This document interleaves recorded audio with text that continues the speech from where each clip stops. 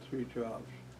And she was a great lady, told me how to dress, who to date, and what type of education to get. When I was 17 or 18, I moved out of the house because it was, you know, I didn't like to be told all this stuff. And then, but however, that changed as the time. Without her and many others, I could have not have made it myself. Now this was a good experience for me. I'm going to skip quite a bit of my stuff. But when I was 7 years old, I used to take care of the fires. There was a round oak stove upstairs, and there was one in the office and one in the back. And we used to buy a cord of wood. I think it was $6 a cord of wood. Can you visualize that? Well, anyway, I had to start these 2 round oak belly stoves each morning. I made breakfast for our folks. And the next day they had, there were hot coals and stove and I started. I put paraffin on, the damn thing blew up, and I singed the suit, my eyebrows and everything else. Oh, Dad said, well, that's the end of that. We won't be doing that again. So that was the next thing. And then we'll skip this next. I always did this other stuff. And rent was $15 a month. As I said before, Ma would follow the pies would make too much noise. And then one day we came home. We never locked the front door. So a drunk was sleeping in the dental chair when we came out. So that was kind of interesting. And then I used to raise a lot of pigeons. I had a lot of fun. And these tumblers, you know, they go way up and they roll. And I used to get those for 25 cents a piece. And then what we Who would buy the pigeons from you?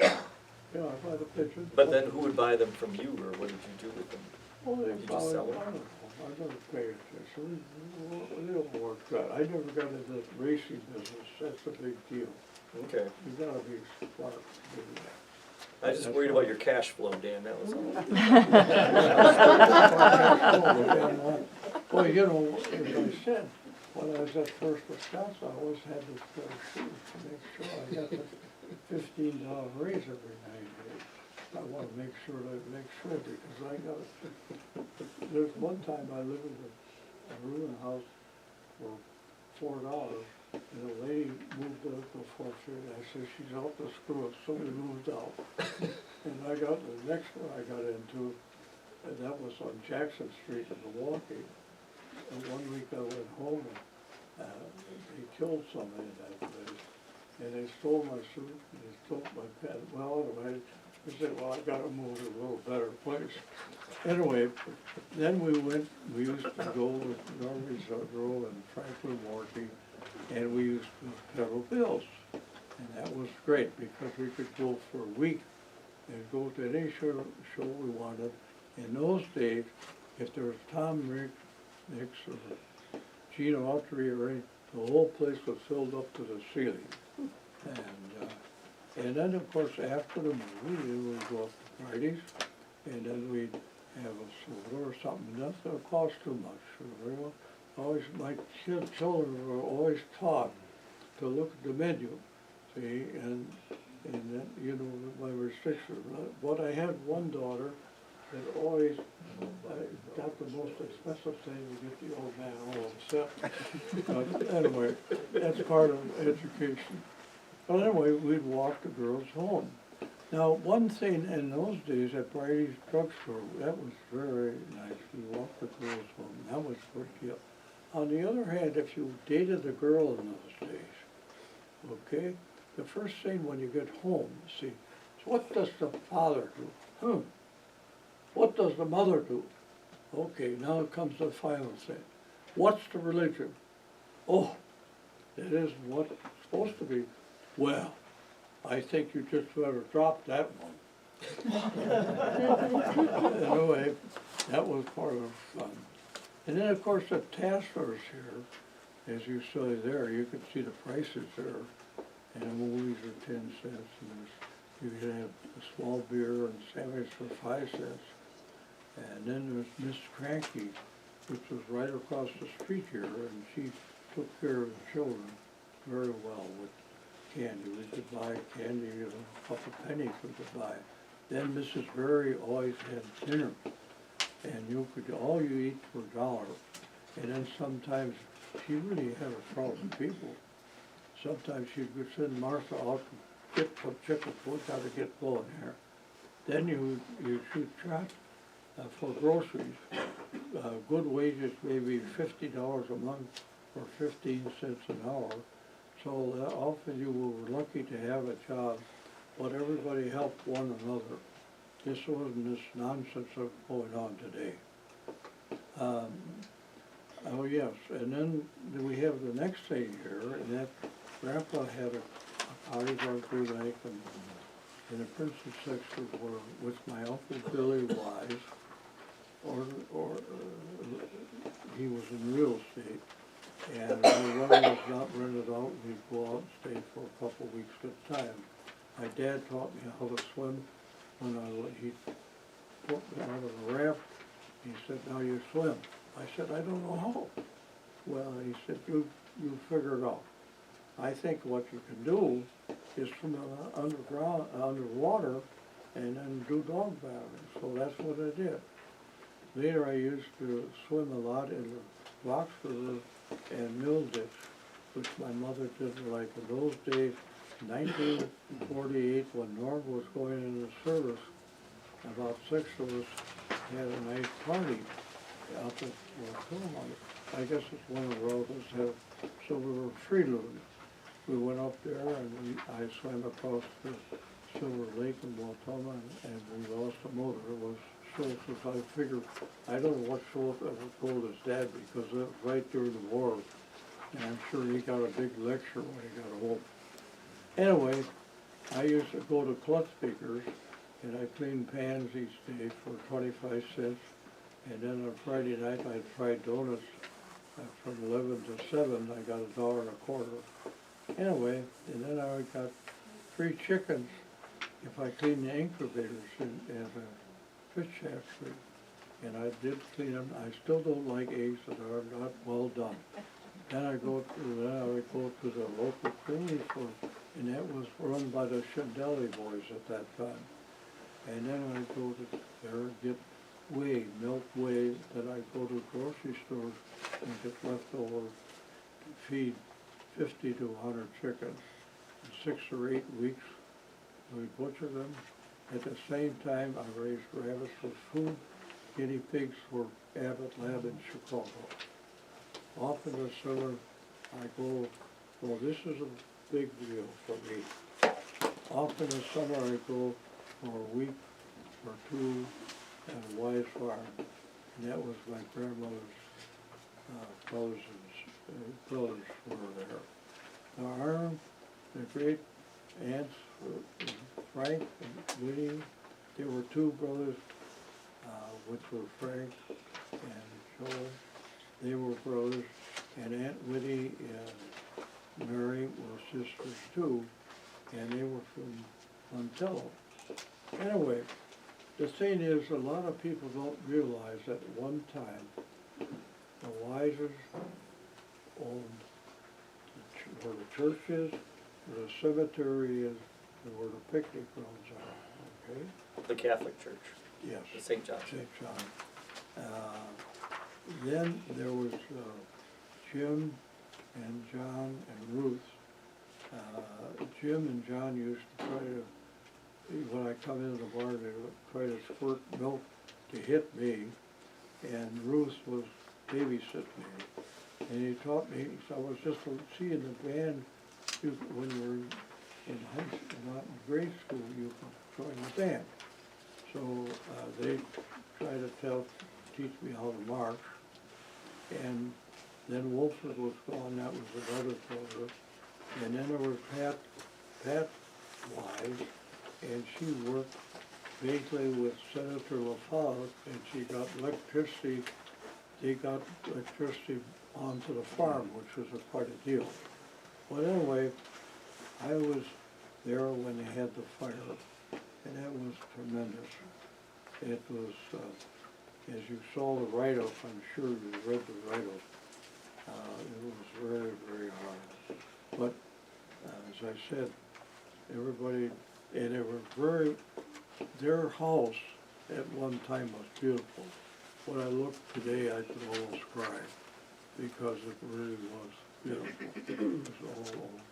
And the roof on that house, when that house was built, that's what, that roof is still in that place. And that is something else. But, Where was that house again? I'm sorry. pardon? Where was that house again? The There house. was a fire. Yes, Yeah, with the It barn. was on J. on J. They're right near where our good friends back there, Sue, comes. Oh, okay. And that's where, not far from the cemetery. It's collapsing now. I mean, it's so sad. See, anything if you don't, well, what happened, well, let's continue here a little bit. What happened is, after the fire, the banks were closed, so they lost their insurance money. Then the next thing that happened is that Jake Jasinski lost a finger or two on the threshing, and I was there at that too. And the basic thing is that caused them to go bankrupt. And that was hard. But anyway, they always treated me very, very well. I loved to stay out there, just to go down. We used to swim with the cows in the mill ditch. See, the mill ditch ran right through the property. Anyway, you do a lot of goofy things in your life, but they were good people, and they took daggone good care of me. I used to work at Lawsonia a little bit, and a lot of people here were caddies, and my Uncle Lyle used to carry, he'd get $5, and he'd carry double. And boy, I'll tell you, that's a long course. That's one of the best courses in the United States, even to this day. And I used to work with, I painted rooms at Lawsonia, which was kind of fun. And then, of course, I used to have to, anyway, all in all was good. I worked at the Marshfield Grand Marsh Canning Company, where I worked 3 summers and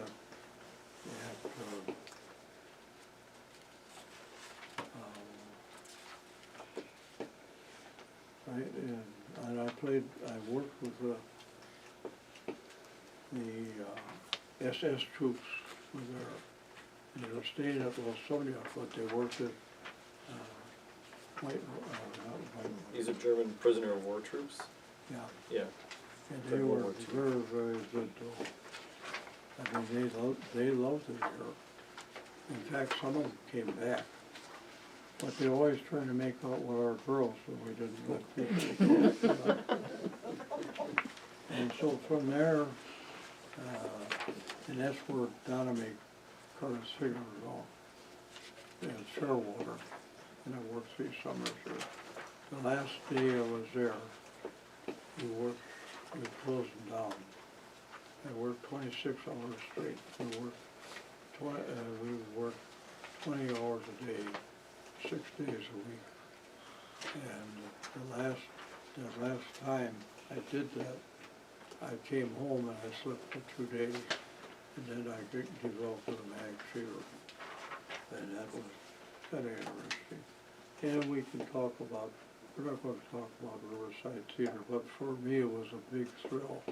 I really learned a lot and met a lot of nice people. And anyway, now we get to the next thing. We get down to, we'll get the schools, churches we went to. We went to St. John's Catholic Church, St. Patrick's, and St. James. Now what happened there? The bishop says, what the heck is this nonsense? You got half the people in person are Lutheran and half are pretty much Catholic. And he said, I'm going to close that St. Patrick's Church, okay? He said, and so what happened with the Irish, they said, we're not going we're going to go to Nash Choral to church, we're not going to go up to the Polish church. That was a big deal.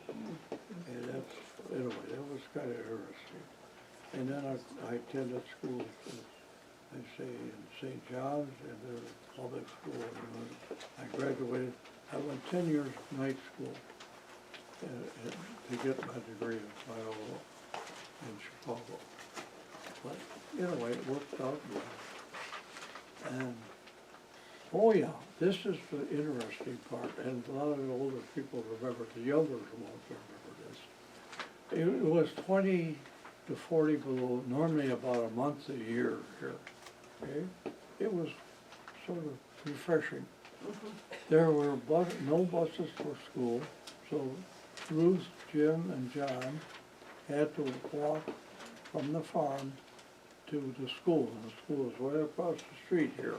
That's a long way. And if there was too much snow, they got a sleigh or they got a wagon and drove. And then at my grandma's and grandpa's, only upstairs bathroom was heated. That's where we said our prayers. Then you get to a feather bed. Now, I don't know if you know what a feather bed is, but that feather bed is really something. You just get into the bed and you cover your head, you just stick your nose out, okay? And they had hot water bottles, and windows were open part of the way. And then when we went in the summer, because we didn't have air conditioning, it got hot. We go down the paint store because it was cold down there along the Fox River. Well, that went out good. And then what happened, one night party, Wally Bozic was up there and he was having a party. And it got so bad, Grandma said, the hell with this, I'm going to get the chief of police out here. Well, the chief of police goes up, gets drunk with him. Anyway, now we're to the next stage in life. What did you do for entertainment growing up? Well, you'll see the next thing. Well, here's our entertainment. Here we go, okay? And we used, with BB guns, these were not hot power. We'd shoot rats, mice, and squirrels at the garbage sand pit, which is right now, as you see, the sand pit is out there. And Duke owned that at one time, but only for a short time. He sold it shortly before he died. And then we had the vacant brewery building, and we played cowboys and Indians, and we could see there was copper, it could stamp on it, so it worked out good. And then Norbert Sutter and I, we come down here on the bank building, where it used to be the bank building, down there, we would shoot Spotsies, okay?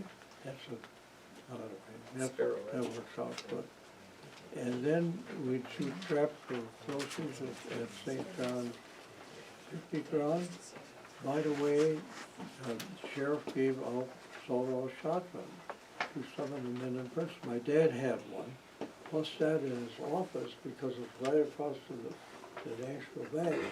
He had an alarm system there. If somebody set that off, that would go off. My dad, at times, sometimes that would be set off by a storm, and my dad would go out and go around and look at that and see if it worked out.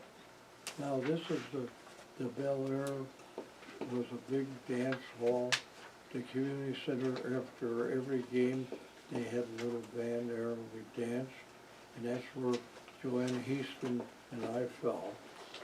But then in addition to it, when she used Heaston's lived right across from the school, and she's running across, and she got hit with a car, but she didn't get her killed or anything, but I remember that just as well as anything else. Then we go to White Lake, had a dance hall there too. That's one thing today I think the children are missing. Dancing was a good way to meet a mate, a future person.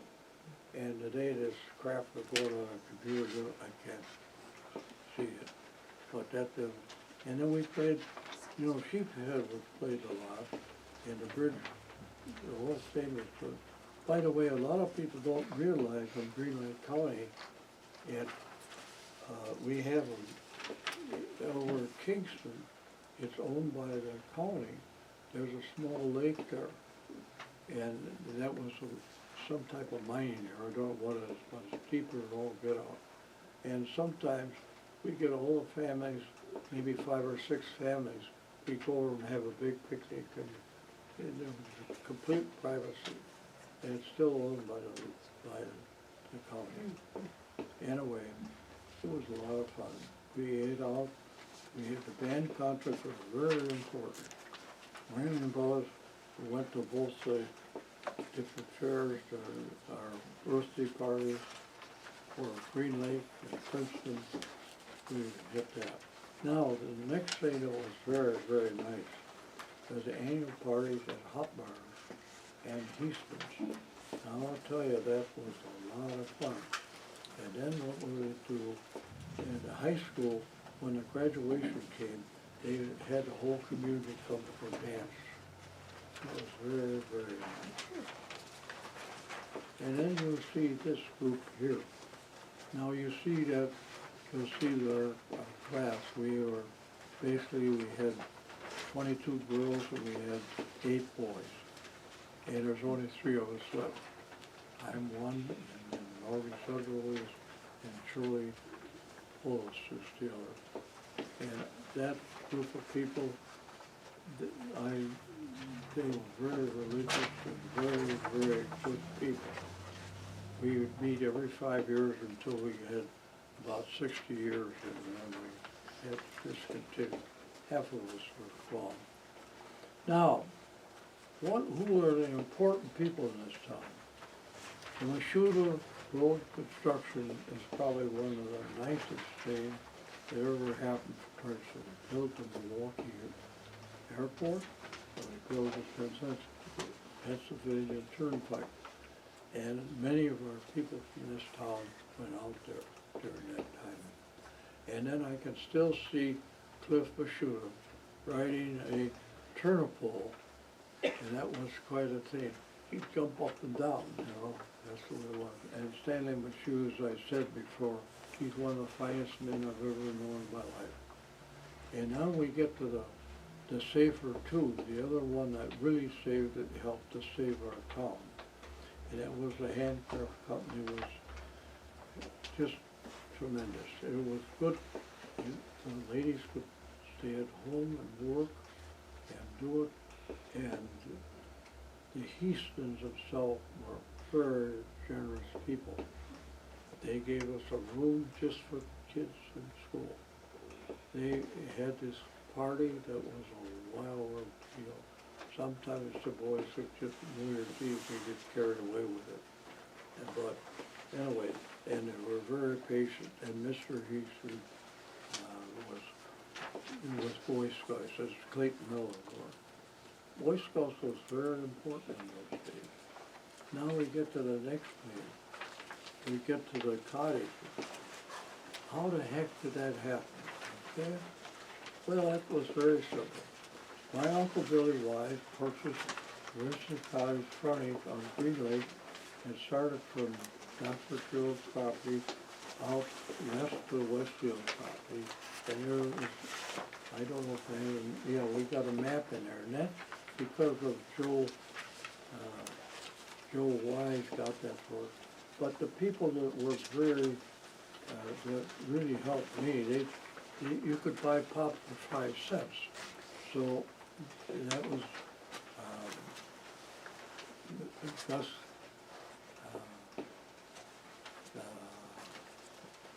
let's see, Ruth later, and Dr. Miller's wife, they took good care of me.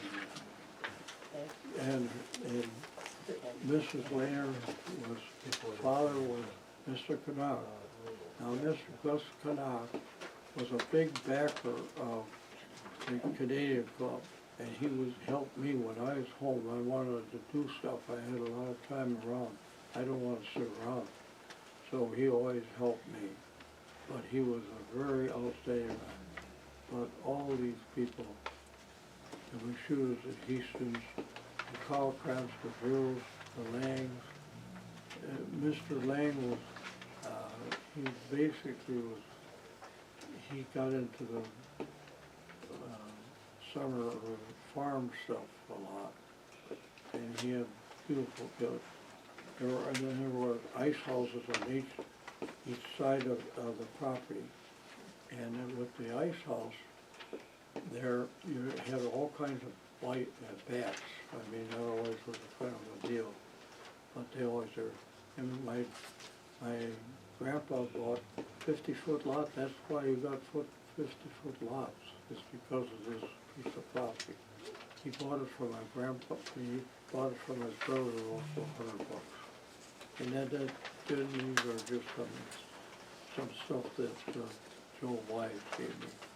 This here, the lady up at, I wanted to trace this, so I went up to the county and I tried to get them to look at it. I said, well, you know, we normally don't do that. I said, well, hell, I'll never get this done.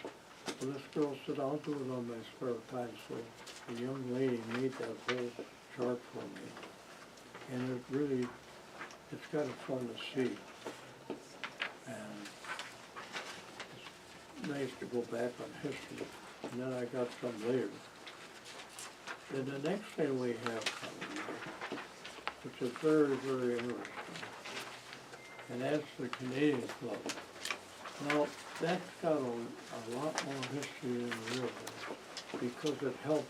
It started out with Anne, the lady that wrote this book, the Canadian Club, should be read by every person in Princeton to know what the heck's going on. It's a wonderful book. It's very positive.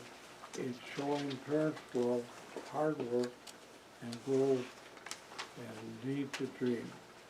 In fact, her saying was, which I think is very, very good, it says, where there's a will, there's a way. And they took advantage of it. It was her son, who was Ted Marshall, and then Harry Suey. I don't know how to pronounce it, but he basically, Harry eventually opened the American House downtown, which was a hotel and a bar and everything else. A lot of people don't realize that. It grew to, these people worked together and they built it. And they were so damn busy, they didn't have time to do anything else. Plus, then, when they did do something, they'd go out to the golf course at Los Angeles. And they got to play golf free. And of course, two of my cousins, that's Jim Wise and John Wise. Now, during the war, John Wise flew from Scotland, I believe, or from the British Isles. He flew over into Germany to drop supplies. And when he got out of service, he didn't care to fly anymore. But that's what he did. And he ended up being an agriculture teacher eventually. But you can look all these names, I knew almost half of these people here. But they were good people. And, you know, in Bernard Marshall, she would keep writing letters to all the guys in service, which I thought was tremendous. She wrote 148 letters to different service guys. And she was the mother of one of the guys? Yeah, Ted. Of Ted, okay. Ted Marshall. Wow, And then that's amazing. they talk about she lost her son, I don't know, he was kind of young when he died. Then we talk about the Mildish. What the heck was Mildish? Well, anyway, it's really part of the Can River, and they needed water here, and they needed electricity. So they were able to produce electricity by doing that. Then, of course, as everything in life, it became useless later on. So they closed it down after a little girl drowned in it. But it was awful. It went through all the Wise property. And it was a lifesaver. But So all it was- the ladies, it was dug in the 1850s. That right? It says it was dug in the. it could be, I don't know. So that's shortly after Princeton became a city, so it was very early on. Well, I was disappointed, we took a tour of these different things that we'll be talking about. Yeah. And basically, I was disappointed to see that gone, because they built a clubhouse and they really had a business school. Yeah. But you had to be a boy, they didn't have no girls. And it was really quite an experience. Now, my favorite memories of Princeton. This is awful important to me, I think.